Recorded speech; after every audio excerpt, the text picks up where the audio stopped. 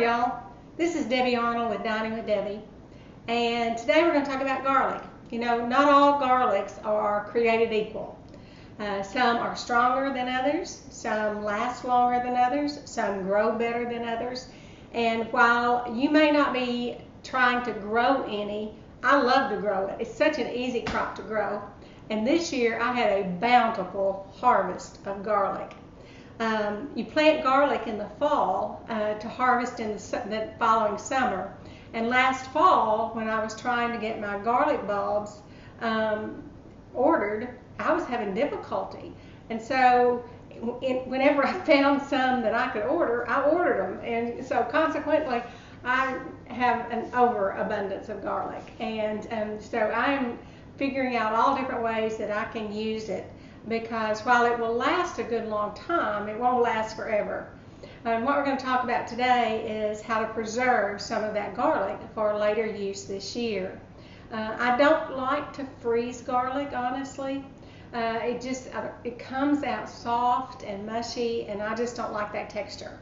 Now, I will roast several heads of garlic, and I will take the roasted garlic and squeeze it out, and that I will freeze for later use. But that's a totally different taste that you get. That's going to be a much sweeter taste in your dishes.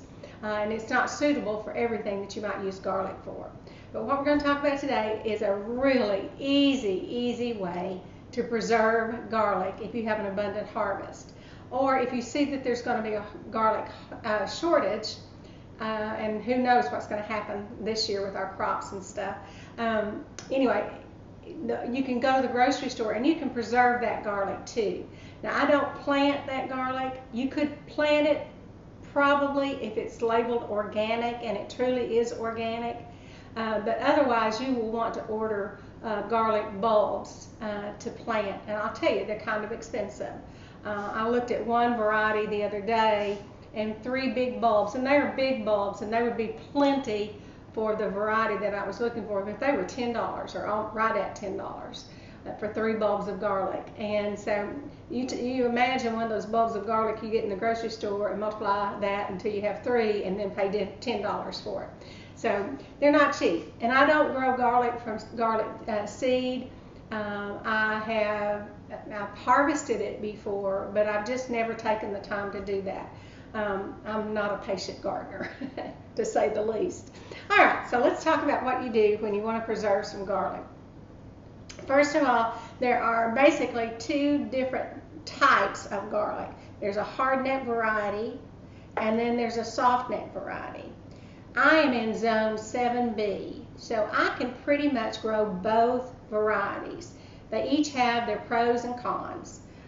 Generally speaking, in the South, your soft neck varieties are the ones that are going to be easier to grow and will last longer.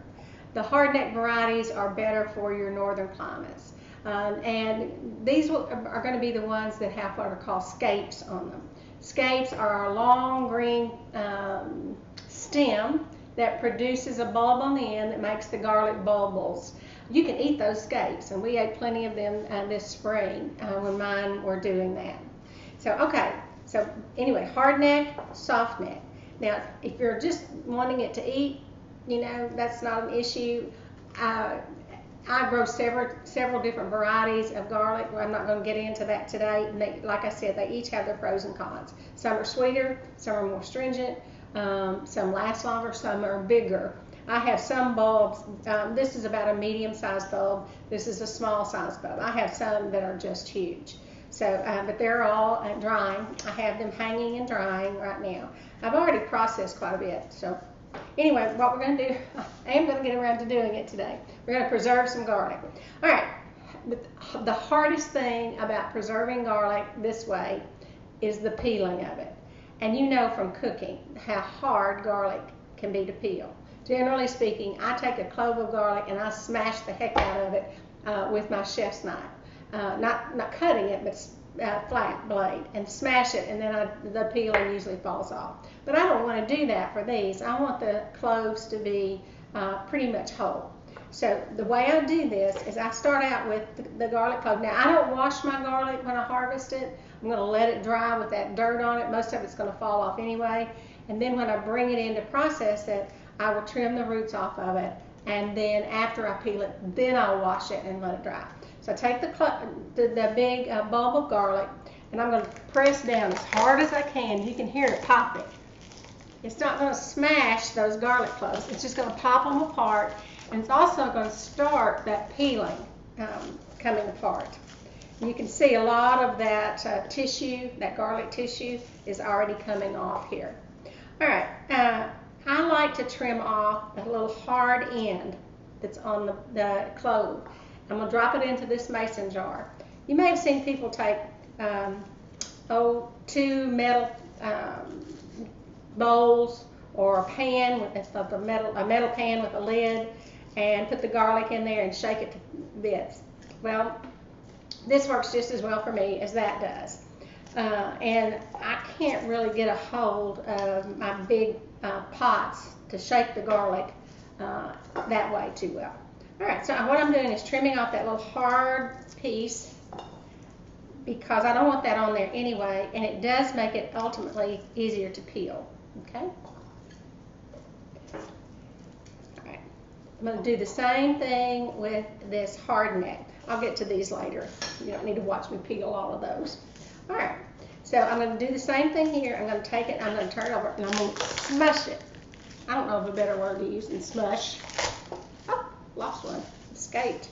All right, the reason it's called hard neck, let's see if I can show you. It has a hard stem on it. There it is. The stem, that's a hard stem right there, and that hard neck creates that stem. All right, so you can see all the tissue that's coming off here. If you want to break them up even further, you can go ahead and do that. And I'll do the same thing with these. Get that root in. Cutting off that hard end and then popping it into my jar. Once I get all of those done, I'll take my jar lid, put it on there, and then I'm going to shake the fire out of it. You just, honestly, you just shake. Good way to get your exercise in, you know, do a little bicep exercise.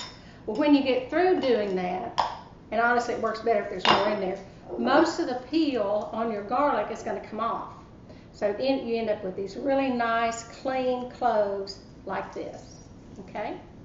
And I like to really get them nice and clean, and then I'll wash them. These are coming out so clean, I'm not going to need to wash them. I have one that escaped somewhere. It's all right, we'll get it. All right, I'll do the rest of these later, but that's what you do. And if you're having to peel a lot of garlic for a dish you're making, that's a great way to do it. When I use make my Tuscan garlic sauce, it's actually a friend of mine, Amy Bradley Holt, it's her recipe that I use. It's my basic sauce, red sauce that I make.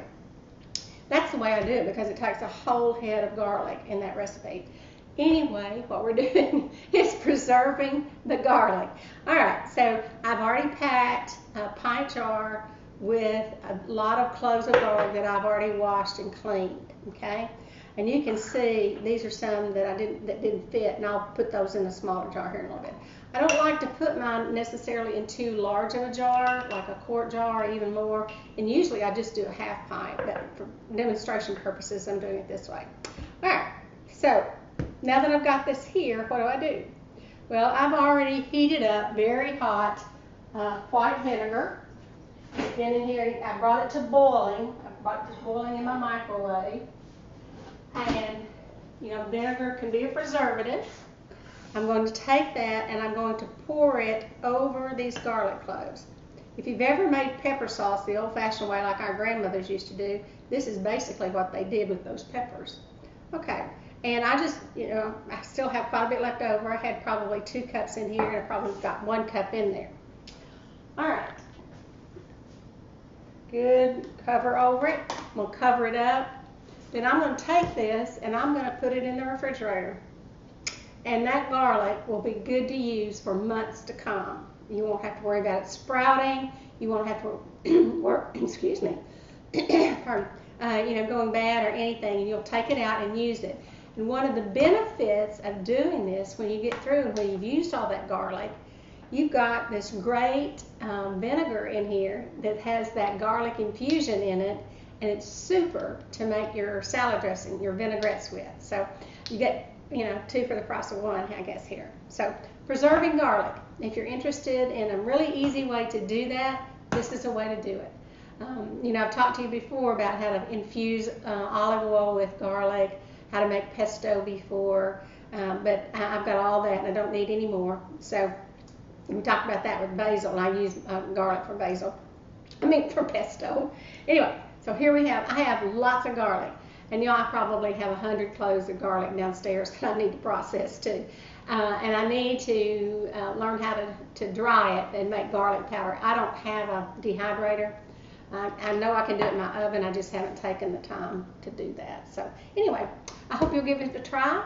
Just on your own if you want to, and you buy some, even if you don't grow it, buy some heads of garlic in the grocery store and give this a try. But be sure to buy organic at that point in time too, even if you're not going to plant it. I suggest that anyway. So a great way to preserve it, and I hope that you just have a really blessed day. Let me know if you give this a try and see what you think. You don't have to do a whole pint. You could just do a little half pint, and you'd have a lot of garlic there for quite some time in your refrigerator. So I really appreciate you joining me today. I appreciate the comments that you leave me and encouragement that you give me. I love to cook, and I love to try to teach others some of the ways that I do what I do. I'm certainly no chef. I'm certainly no expert, but I do love to cook, and I've cooked for a long time. I was really fortunate to have two grandmothers who were excellent cooks. So I learned so much from them. And I meant to tell you, I have a little story I was going to tell you. Gary and I have had a garden for most of our married life, in one form or the other. Whether it was in pots around the patio or dug in the yard or whatever. And right now we have a small raised bed garden. I have 4 beds that I've forgotten the dimensions on there, but I'll ask and I'll find out what that is and I'll let you know. But anyway, the very first year we were married and lived in a house, which would have been about 1.5 years after we married, we decided we'd plant a garden. So we were in a little rent house in Sheridan, lived out on the highway. We went out in the backyard and we hoed up, probably, I don't know, an 8-foot square, I guess, spot to grow garden where there was a lot of sun. I'd grown up in a garden, so I knew you had to have a lot of sun. Anyway, we hoed it up and we not tilled it, but we, dug it up as best as we could. And then we planted it. Well, we didn't know any better. We planted, it was in the summer. We were planting carrot seeds and, just stuff that, was going to take forever to grow, and we thought it was going to sprout the next day. And then we marked each of the rows of the things that we planted by sticking the seed package over a tongue depressor and then stuck it in the ground. Well, we waited and we waited. We were so patient with it. And then it wasn't until months later, when we really weren't having much success, as you might imagine, my dad lets us know that he came over and switched all of our seed packets.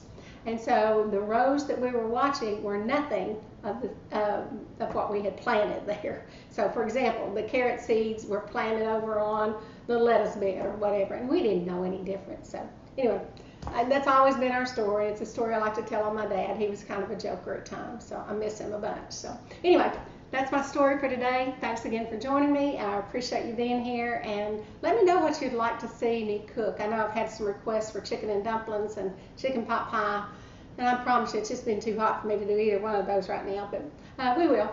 Okay? Thanks a bunch, and I will see you soon.